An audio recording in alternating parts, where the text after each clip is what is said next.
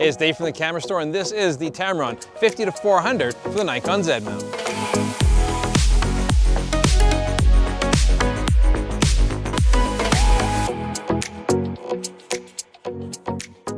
So this is the Tamron 50-400 Di3VC VXD lens for the Nikon Z-mount. Now, this lens has been out for a little while, but only available in Sony E-mount. Thankfully, we're starting to see the big companies like Canon and Nikon start to open up their lens mounts tiny little bit to give us some third-party options. So now we have this 50-400 available in the Nikon Z-mount. And we realized we didn't review this lens when it first came out for whatever reason. So now we have it in the Z-mount. We're gonna run it through its paces and tell you all about it. So when I look at the range of this lens, I'm wondering, what's the market for it? Who's going to be buying this lens? And now on the market, we do have a lot of 70-300s, but if I want longer than that, if I want more reach, that 400, the club gets a little more exclusive. If I'm shooting Nikon, for instance, I've got the 1-400, which is quite good, and also the 180-600 if I want more reach, but they both come in at a higher price point and are significantly bigger and heavier than what this lens has to offer. The 50mm is great because it closely resembles what the human eye sees perspective-wise, but I'm primarily looking for wildlife because that's what I want to do. I want to bring wildlife in or some sports in action. For instance, I was shooting my son's football game the other night, and that's a pretty big pitch to be covering with a single lens. Having a 50mm lens gives you some great on the bench or on the sideline shots, but I can also zoom in on the action across the field quite effectively with that 400mm.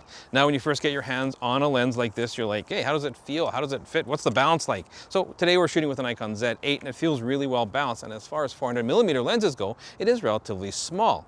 I mean, we're about 18 centimeters long without the hood on it. We're just a little over 7.5 inches. As far as the weight goes, you're 1,180 grams, or just a little over 41 ounces. So it is a relatively small, lightweight 400mm option lens, which is great to work with. I like a few things a lot. In fact, the zoom ring is only 75 degrees to go from 50-400. And that allows me to really frame my subjects very quickly and conveniently. Behind that and closer to the camera, we do have the manual focus ring. Now it is drive-by-wire focusing, so this ring is really nice and smooth, but you're not actually physically focusing the lens elements.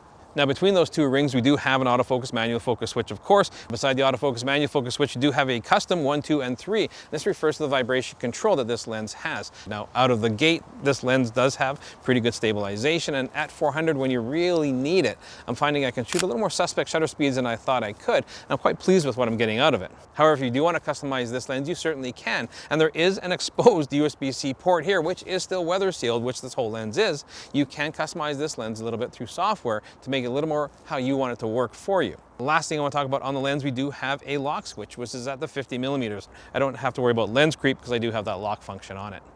Now, when it comes to the performance of autofocus in this lens, we have the VXD, which stands for Voice Coil Extreme Torque Drive. The new 2024 Voice Coil Extreme Torque Drive. Which sounds like I'm talking about trucks or something like this, but we're talking about the autofocus motors on this and how fast it can drive a very complicated optical design into autofocus. Now, this lens does focus very quickly. Take a look at our min to max test here, and you see how quickly it acquires focus.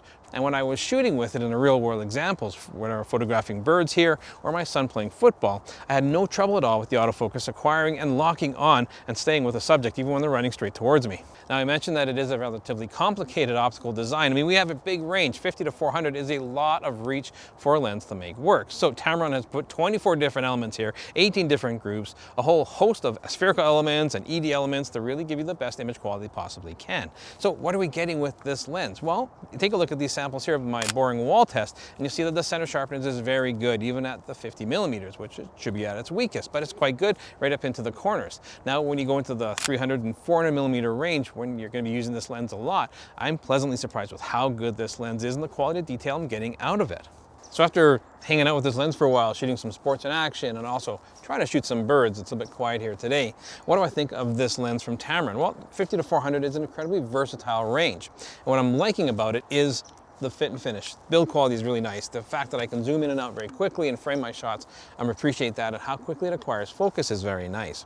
Now, there are some things that are kind of pet peeves of mine. The 4.5 to 6.3 aperture, even though it is a 9-bladed circular aperture, it can give me some pleasant background blur if I manipulate my environment properly, but it's not a 2.8 lens. So I find myself shooting a little higher ISO than I'd like to, but the convenience factor of this lens certainly pays off. You're just 25 centimeters away from minimum focusing distance. That allows me to get some pretty cool macro shots almost. It's 1.2 reproduction, so I can be quite creative with that. If there's no birds flying around, I can certainly shoot some flowers in the meantime.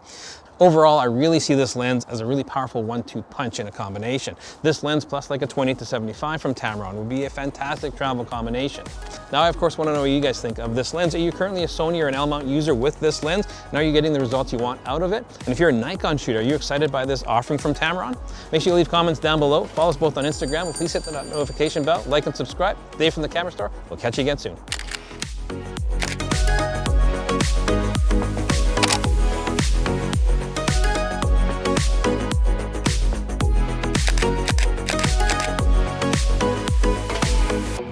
Hey, thanks for sticking around and watching this episode on the Tamron 50-400 for Nikon Z. If you want to check out more of our recent content, click up here. And if you're Canadian and want to support local, check out thecamerastore.com down here.